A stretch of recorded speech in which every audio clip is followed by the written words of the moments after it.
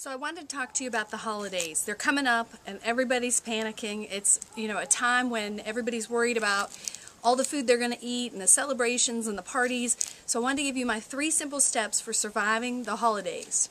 The first one is don't panic. Don't panic. Oftentimes people make big changes during a holiday as stressful as Christmas and Thanksgiving and New Year's.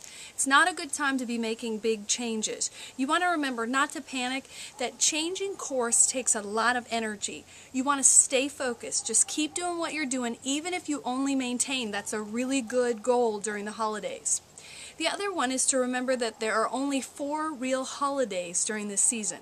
4 holidays. That's it. 4 days. 1, 2, 3, 4. If you have a cheat day every week, that's going to cover it over the next 10 weeks, which is about 90 days. We use that opportunity to just eat like all kinds of nobody's business.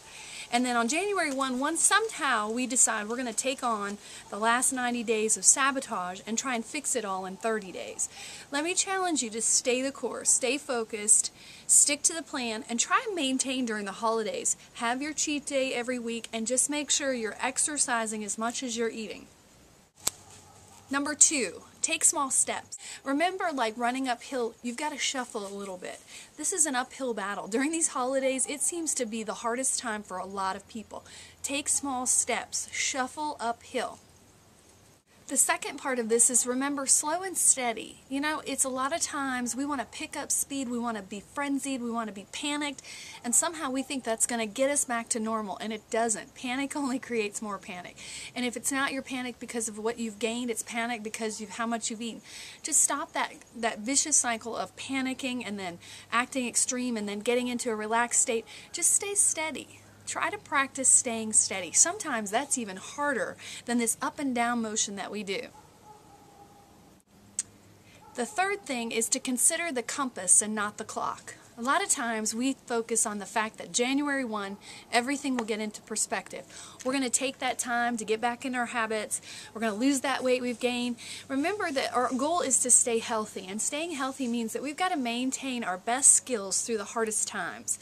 So during the Christmas holidays, really focus on using the time that we have off and with our families to do more things, active-wise, being at the gym, staying consistent, enjoying ourselves, riding our bikes, especially in this beautiful fall weather.